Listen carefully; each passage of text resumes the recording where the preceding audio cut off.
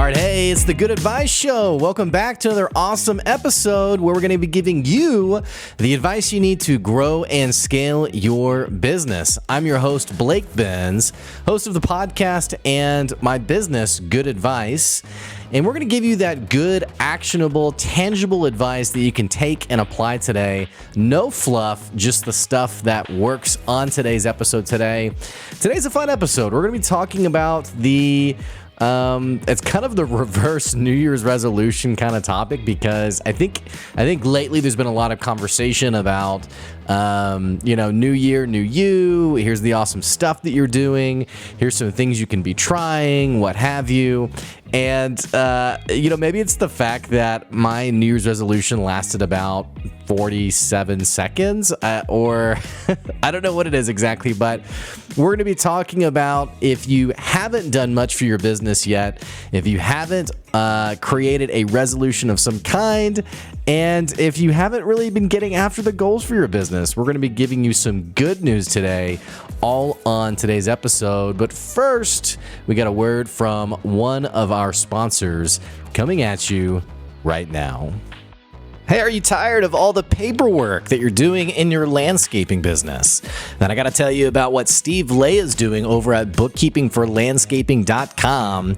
He wants to take the mess out of your business and, more importantly, get you back to focusing on what you care most about, which is all your awesome, amazing landscaping customers. If you've been staying up till 11 o'clock at night working on your books, covered up in paperwork, then you want to give Steve a call, who can help simplify your books so that you can focus on actually running your business.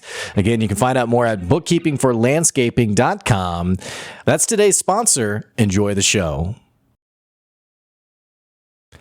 All right, hey, welcome back to today's episode. I appreciate you tuning into the podcast today, checking out the Good Advice Show, and I hope that today you walk away with some better insights for your business. I mentioned in the intro to the episode today that today's a little bit of an anti-New Year's resolution kind of episode. I'm not against resolutions, by the way. Don't have a problem with resolutions. I've personally never really been someone to do them. I don't know if I'm just like overly hipster or what, but I just haven't really been that guy. So it's a bit coincidental that this episode is airing in January, but if you're listening to this episode and it's like the middle of the year, don't worry. Today's episode is absolutely going to be have some nuggets of wisdom for you today. So I put together this episode today, wanted to talk about a couple of things, a couple of conversations that sort of happened coincidentally in the last couple of days. So I have this social media person who creates a lot of great content for me. She's amazing. She's great. And we were having a conversation on Monday morning, and she was like, your marketing funnel, like your digital sales funnel, it could use some work. It's not quite really where it should be. And if you want to see some better results with your sales, you should probably put some attention to it. So she mentioned that. And then she also mentioned, we also aren't really using analytics like we should be using to really drive and inform our strategy with social media and just our online presence. And my response, being the business savvy person that I am, my response was, yeah, those things are pretty much train wrecks right now. Now, they aren't actually train wrecks. I think about the dusty countertops or shelves in your house that you just haven't gotten to in a while. It's not that you're a bad homeowner. It's that there were other parts of your home that took your attention. And our businesses are no different, right? I mean, there are things that are just top of mind. And so unfortunately, things get dusty, they get rusty, they get weak. And until you actually take a direct look at them, they continue to sort of, waste away a bit. So I had this conversation with this person. And then later that week, I had a conversation with another business owner who he was like, man, I have so many things I need to do with my business. I feel like there's so much lost opportunity. Like I have all of these sales coming in, but I feel like I'm not maximizing it well. And let me be clear about something. I don't think he was being overly harsh on himself. Like, I do think sometimes we can be really hard on ourselves for things that aren't going well with our business. And I'm probably a huge hypocrite to talk about this because I feel the same way with my own business. When things aren't excelling, I really take it personal in terms of like, I can do better. This can be better. How do I really make this something that is incredible? So I don't think there's any issue with, necessarily being hard on yourself with having a standard for how you do business, only because frankly, there's a lot of people out there who the way they do business doesn't have much of a standard. Like, I have worked with and talked to people who have the absolute minimum standard when it comes to the kind of quality goods or service that they sell to people, and their head hits the pillow just fine at night. They feel totally fine about it. So I think it's even though you shouldn't be overly hard on yourself, I think it's okay to be cognizant of that standard you want to have for your business. So having said that, he was talking about his business. He's talking about the things he wasn't doing well. And this was at our Tuesday morning growth group meeting, which if you haven't heard me talk about it before, it's a local meetup that we do on Tuesday mornings where we talk shop. It's like, hey, let's talk about the challenges that we're facing in our businesses. And I started doing this because I felt like for myself as a business owner, when I was just starting out 4 years ago, that I didn't know who to talk to. I didn't know where to go. I didn't know what to do. And I felt like I couldn't find those resources without being sold to. Like, I felt like as I encountered different resources, it'd be like, oh, yes, let me sell you my course. And it'd be like, I don't want to buy a course. Like, and there's a little bit of some nuance to this too, in the sense of like, you get what you pay for. Sometimes you do need to invest in something, but I was just at a point where I was like, who do I have like just like a basic conversation with? Like, I'm not looking to, totally revamp anything. I just want to be able to have kind of like a sounding board with someone. So I started this group because that's what I wanted local business owners to be able to do, was to have that conversation, to be able to enjoy that kind of sounding board, not just with me, but with a multitude of other business owners. So that's what this person's doing. He's kind of sharing what's going on in this business. And we jumped in and we offered some real suggestions. We said, hey, you might want to try this, or hey, here's something else to think about. And it's not uncommon that there is a bit of a group collaborative effort that happens in these meetings. Like, there was another guy who was talking about a person who was kind of like a for sure definite sale, and the person hasn't signed the contract, and he's kind of been waiting for like 3 or 4 weeks. And I was like, yeah, get in line. I mean, that is life for all of us, So to be able to have that kind of honest conversation can be really helpful and useful. So this guy's sharing about the things going on with his business. We gave some great advice, I feel like, and not just from me. I mean, there's some really awesome, savvy business people there who are giving also their own perspective, their own advice. And at the end of it, though, and he was really receptive too. He was like, okay, yeah, I'm going to do that. That sounds really great. Okay, yeah, it gets me excited. Okay, yes, I need to work on that. But at the end of the day, or at the end of the conversation, the other thing that was in my head, like as we were kind of moving on, I was kind of like, well, hang on just a second. The other thing to keep in mind too is like this thing about giving yourself a break for your business and recognizing that I don't know if there will ever be a point in your business when everything is as it should be. And if you're a high achiever, if you're somebody who you love having all ducks in a row, this fact may drive you crazy. I will call it a fact because I do believe it's true, only because everything tends towards disorder, like the law of entropy. Everything tends to disorder in our world. Your fingernails grow too long. You wake up with bedhead. Your clothes get dirty over time. Your house falls into disrepair over time. Nothing stays in order on its own accord. So things naturally will get messier over time. And I think it's okay to own that a little bit and accept that and give yourself a break in that, and even say, find peace in that. Like, I was talking to my wife, we have 2 kids. One of my kids cannot stop this habit of peeing on the floor. Like, we're potty training. We're almost there. We've gotten her out of peeing in the diaper, I guess. but not quite. Like, we got the pull-ups. The issue is she'll take off the pull-ups and just pee on the floor instead of like the 8 additional steps to pee in the toilet. So I told my wife today, I was like, if I have to clean up one more puddle of pee, walking in her room early in the morning, my foot just goes, right into the puddle.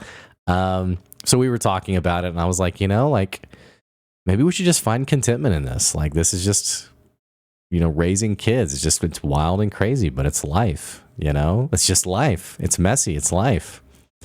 And I think our business owners are in the same way. And I even shared with this guy the story of my business and this marketing funnel we were thinking about and the digital work we wanted to do better.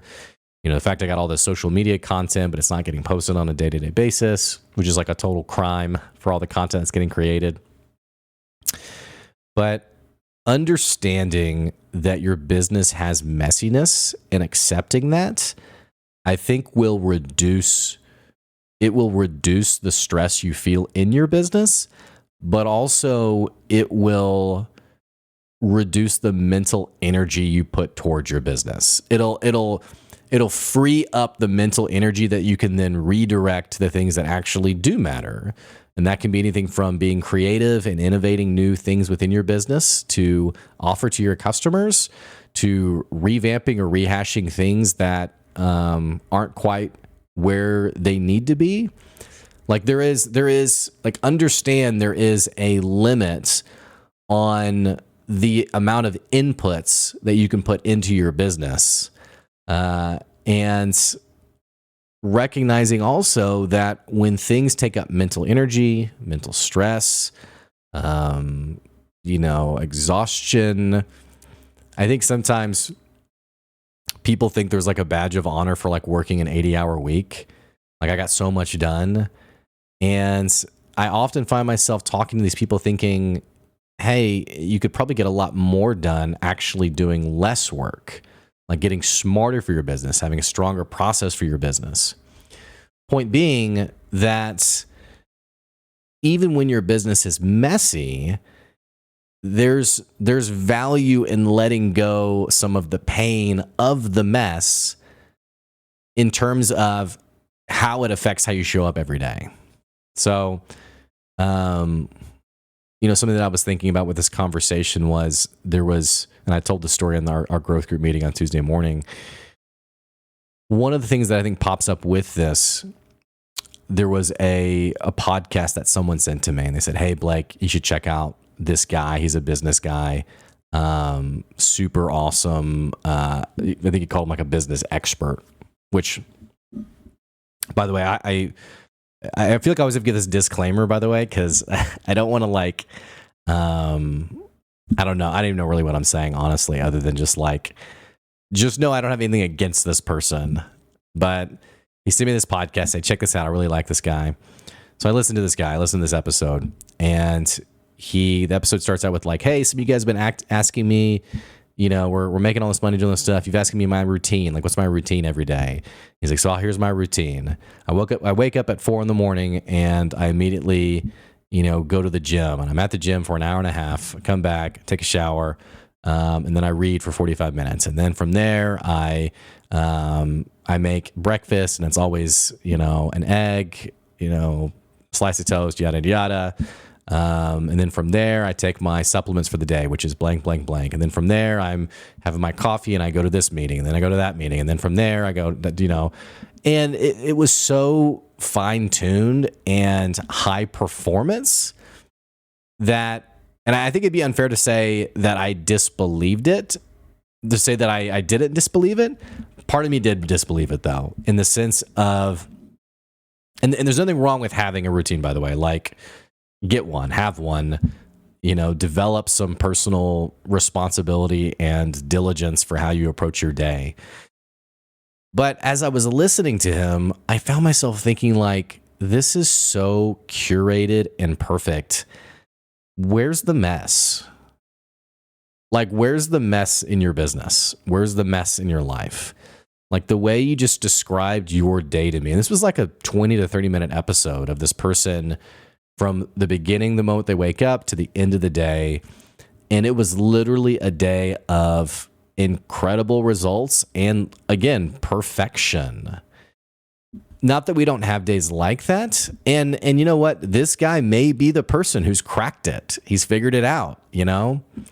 I just know most people I know, even the most incredible business owners, have bad days, have unproductive days, have days where things do not ping and do not click, and it just is what it is, right?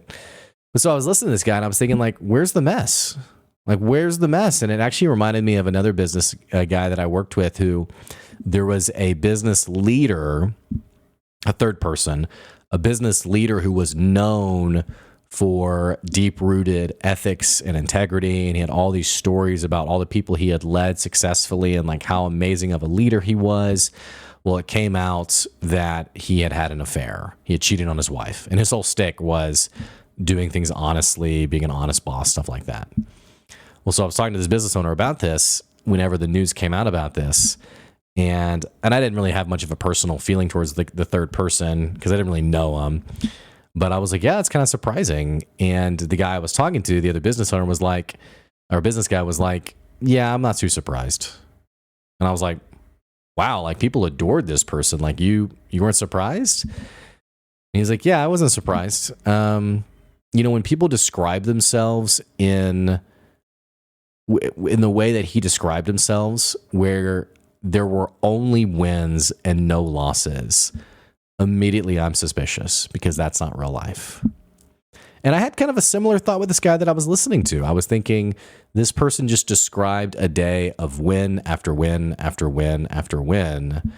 And in the absence of a mess, I don't know. I wonder if it's the whole picture.